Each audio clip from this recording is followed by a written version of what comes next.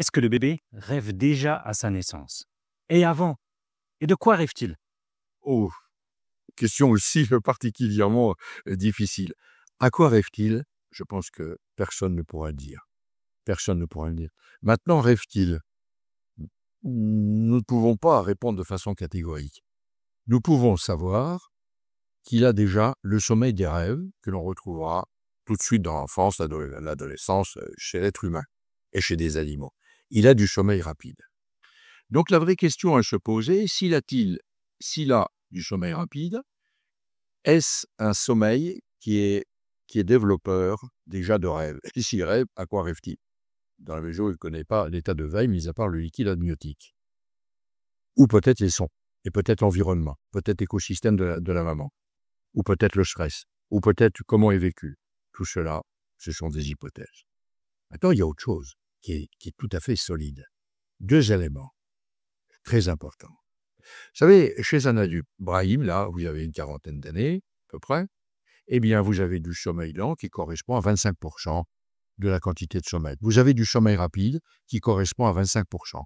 Sommeil, récupération physique, sommeil rapide, fonction cognitive, le rêve, etc. 25%.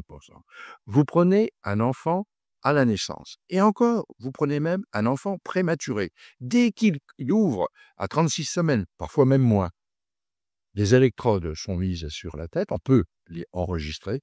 Eh bien, savez-vous qu'il y a des alternances entre la veille et un ralentissement qui correspond à du sommeil, et on voit apparaître eh bien, du sommeil rapide, des phases identiques à celles que l'on peut observer plus tard sur le plan électroencéphalographique, avec des aspects tout à fait particuliers sur le plan EEG, mais il y a 75% de sommeil rapide, alors qu'il n'y en a que 25% chez l'adulte.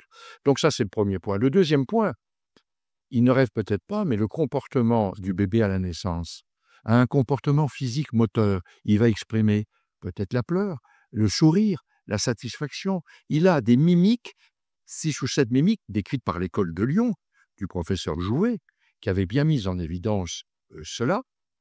On peut donc se poser maintenant logiquement la question, s'il a des comportements spécifiques de l'espèce, est-ce que les animaux ont aussi un comportement spécifique de l'espèce? Bien oui, le comportement du petit chat est différent du comportement du petit chaton, du petit oiseau, etc., etc. Donc, l'hypothèse qui vient de là, est-ce qu'il rêve? Je ne sais pas. Est-ce qu'il peut engendrer des émotions, etc.? Sans doute. Déjà, ça c'est très important pour la maman.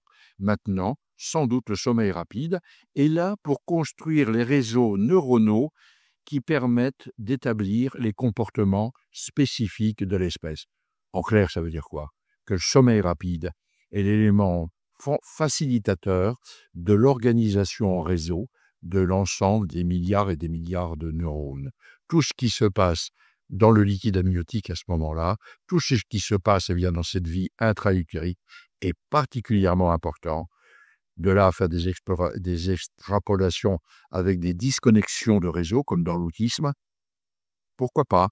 C'est une hypothèse que nous avions émise il y a bien longtemps, mais qui revient d'actualité. Très bonne question, Wayne. Merci, professeur.